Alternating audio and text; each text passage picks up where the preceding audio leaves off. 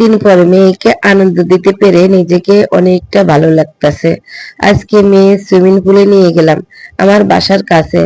তাই দুপুরবেলা খেয়ে দিয়ে তাড়াহুড়া করে চলে গেলাম। আর অনেক দিন যাবত মেয়ে বলতেছে, আম্মু আমি সুইমিং পুলে যাব, আমি সুইমিং পুলে যাব। তো আমাদের আসলে সময় হয় না, যেহেতু ঈদের ছুটি, স্কুল ছুটি দিয়ে দিল। আর আজকে পড়ার কোনো চিন্তা নাই, তাই চলে গেলাম মেয়েকে নিয়ে। বল চলো, আজকের দিনটা সবচেয়ে বেস্ট। ঈদের সময় অনেক মানুষ হবে, তখন তুমি কিন্তু সুইমিং পুলে জায়গা পারবা না, আর আনন্দ করতে পারবে না এত ভিড়ে। তাই আজকে চলে গেলাম। যাওয়ার পরে যেমন কাজ, যেমন কথা তেমন কাজ, খুব মজা হয়েছিল।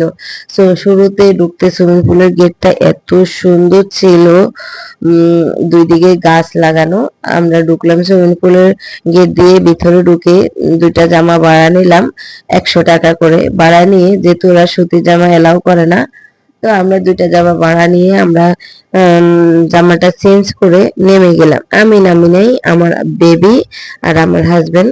আমার বেবি ভয় পাচ্ছে, যেহেতু সাঁতার জানে না, ঢাকা শহর থাকে, ও গ্রাম অঞ্চলে কম গিয়েছে। তো ও ভয় পাচ্ছে, ও বসে আছে। আমি বললাম তুমি নামো, ও ভয় পাচ্ছে। তো একটা মেয়ে তাকে নামিয়ে দিল। সুন্দরভাবে নামিয়ে দেওয়ার পরে সে আস্তে আস্তে হেঁটে আসলো।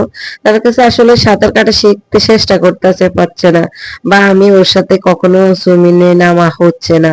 আমার কাছে লজ্জা লাগে, এতগুলা পুরুষের সামনে সুইমিং করতে খুব লজ্জা লাগে। তা আমি মেয়েকে বললাম তুমি খেলাধুলা করো, আস্তে আস্তে শিখে যাবে বড় হলে।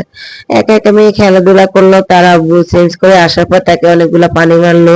দুজনে মিলে অনেক দুষ্টামি করলো। আর এদিকে আমি চারিদিকে ছবি তুলতে আসি, আমার কাছে ভালো লাগে। আমি উপরে থেকে ছবি তুললাম। তারপরে আমি ভাবলাম যে কত ছবি তুলবো, আমি আইসক্রিম নিয়ে আসি, আইসক্রিম খাওয়ার পরে অন্য ছবি তুলবো। তারপরে আমি দুইটা মজাদার আইসক্রিম নিলাম। আইসক্রিম নেওয়ার পর আইসক্রিম ওয়ালাকে যে টাকাটা দিলাম। এখানে আইসক্রিমের দাম 10 টাকা করে বাড়তি, যেহেতু দোকান একটা, তাই 10 টাকা করে আইসক্রিম দাম বাড়তি নিল। তারপর মেয়েকে ডেকে বললাম যে দেখো আইসক্রিম নিয়েছে। ও তো খুব খুশি, এখান দিয়ে আবার সুইমিং করলো, এখান দিয়ে আবার আইসক্রিম, দুইটাই তার প্রিয়।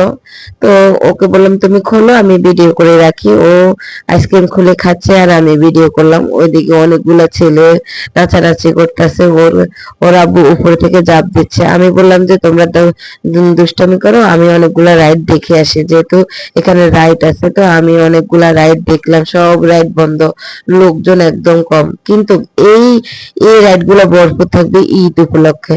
তো রাইড দেখা শেষ, আমি কিছু ছোট ছোট ভাইয়াদের ভিডিও করলাম। ওনারা একসাথে পানিতে সবগুলা জাপ দিল। আমার কাছে খুব ভালো লাগলো, আমি সবগুলো ভিডিও করে নিলাম। ওরা জাপ দিতে আছে, আমি আমার মেয়েকে বললাম তুমি দাও। ওই যে আমার মেয়ে উপরে দাঁড়িয়েছে, জাপ দিল না। তারপর দেখলাম একটা রাইড চালু হয়ে গেল। ওই রাইডটাতে আমি দেখলাম অনেকক্ষণ দাঁড়িয়ে, তারপর ভিডিও করে চলে আসলাম আমরা সন্ধ্যা।